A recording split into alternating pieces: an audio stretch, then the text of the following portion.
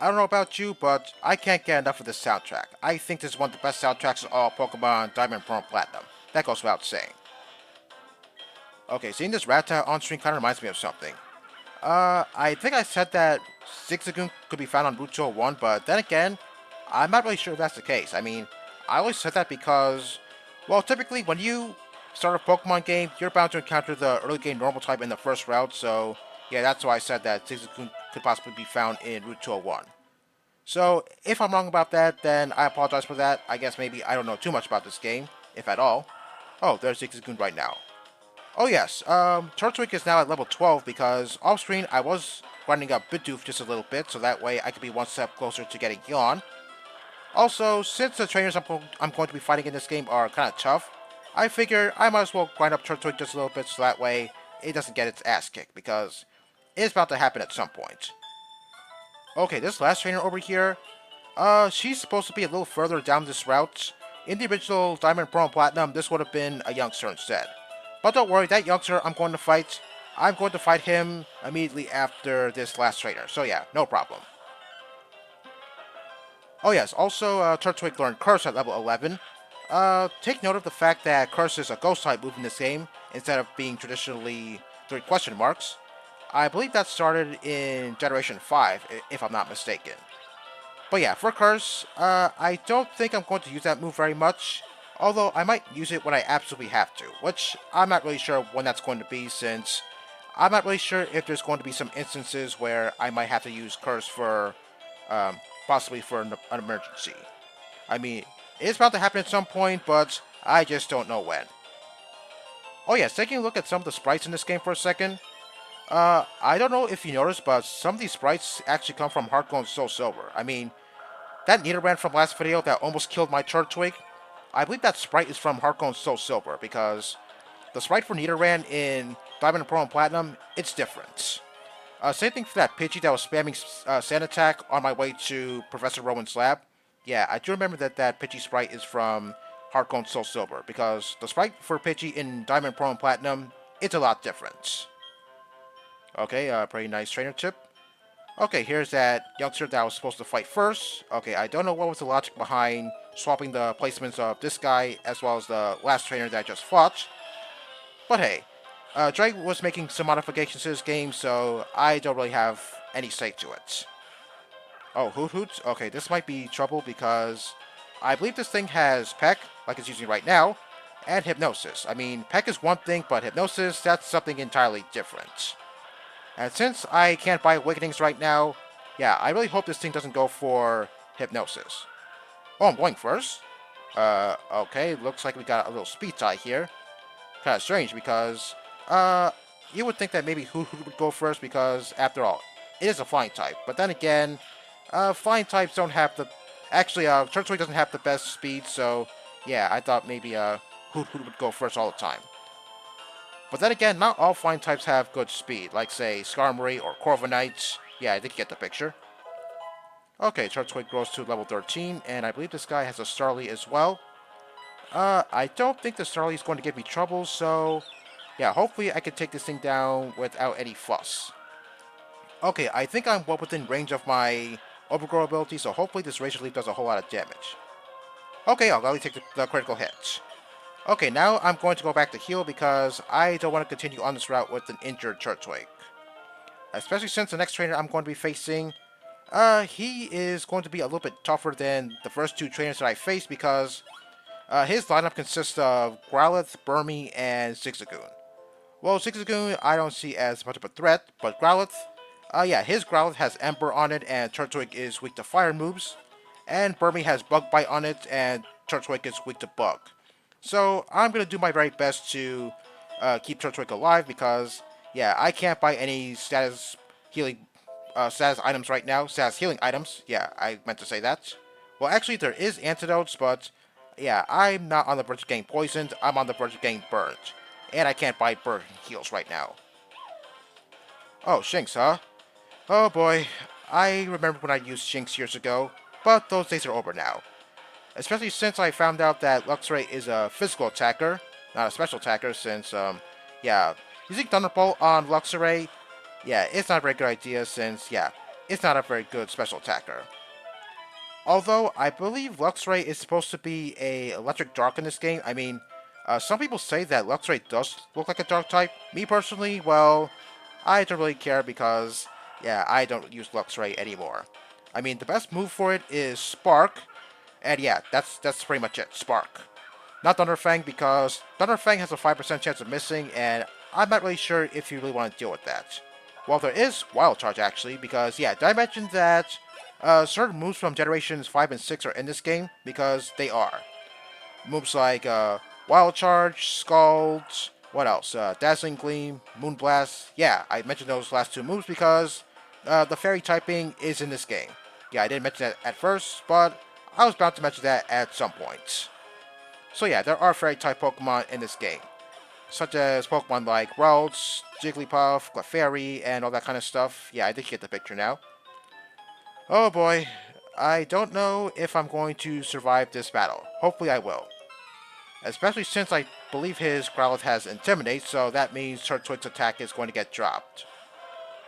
Okay, I think that's going to prompt me to switch out Turtwig so that way I could get rid of that Intimidate drop because, yeah, if I keep Turtwig in, then I don't think I'm going to do a whole lot of damage to this guy's team, and yeah, I want to do as much damage to this guy's team as much as possible.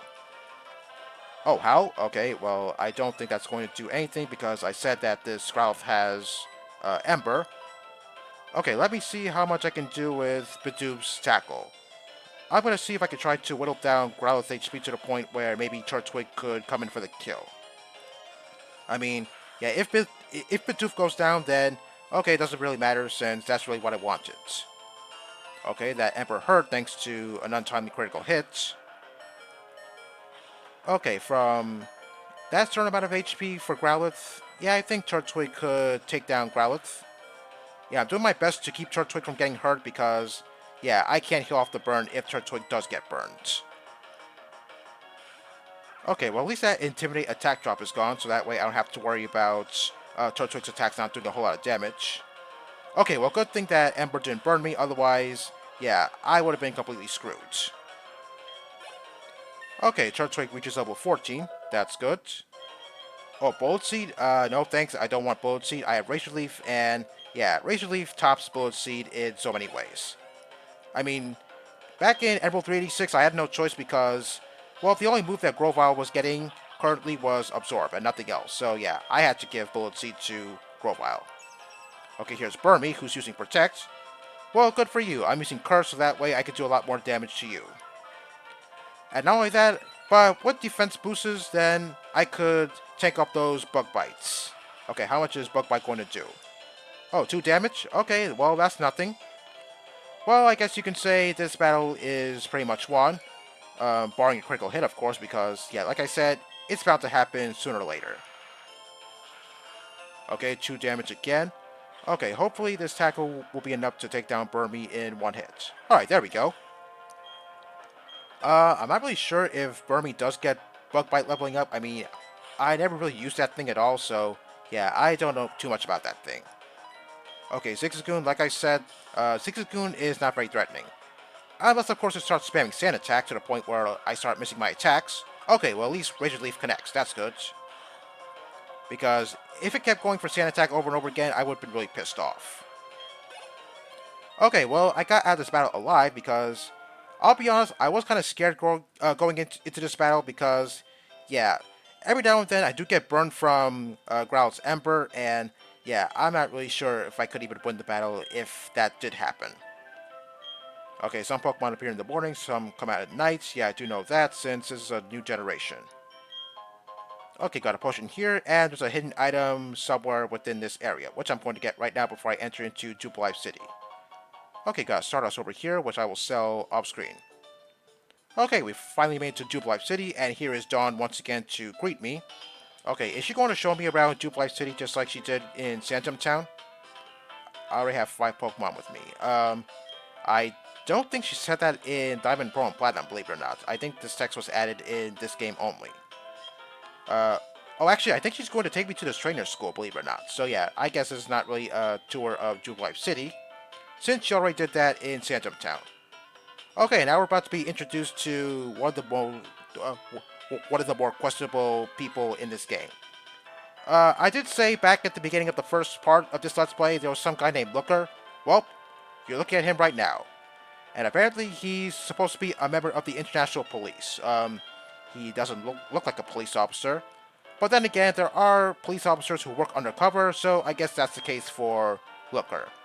Yeah, I'm not really sure what's his role here, but yeah, this is his very first appearance in the Pokemon series. But then again, I'm not really sure what was his role in other Pokemon games because, yeah, I don't really pay attention to him all that much. Especially since you never really fight this guy at all. Okay, he's going to tell me his code name. I don't think it was ever revealed what his real name is. Don't be a thief familiar to you? Yes it is. Okay, so I guess maybe Looker is on to the bad guys, but we're not going to see the bad guys for quite some time. Oh yeah, isn't that a fact? You have been on the lookout for characters rousing my suspicion. Well, I don't think you're going to find them in Jubilife City currently. You'll find them later on. Oh, the versus recorder. Yeah, sorry about that. I don't know why I was having trouble pronouncing that word.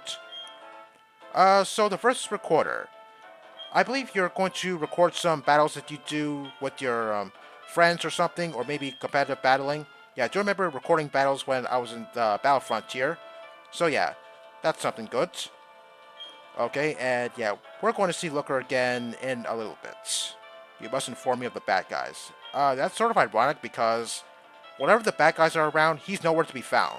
So yeah, I don't know what kind of police officer he is. Working for the International Police must be hard. Yeah, you have to be present at all times when it comes to the bad guys, something that Looker is not very good at. Okay, there's the trainer school on the left, and apparently Barry just went inside there earlier on. Okay, I'm gonna go in there just as soon as I heal up my Pokemon. Okay, these two people over here, you're not gonna see them in the original Diamond, Pearl, and Platinum. They were added exclusively in Renegade Platinum. But I'm not really sure if I have enough time to fight these guys. Especially since I need 3 empty slots in my party so that way I can get the prize Pokemon that they're going to give me after I'm done fighting them.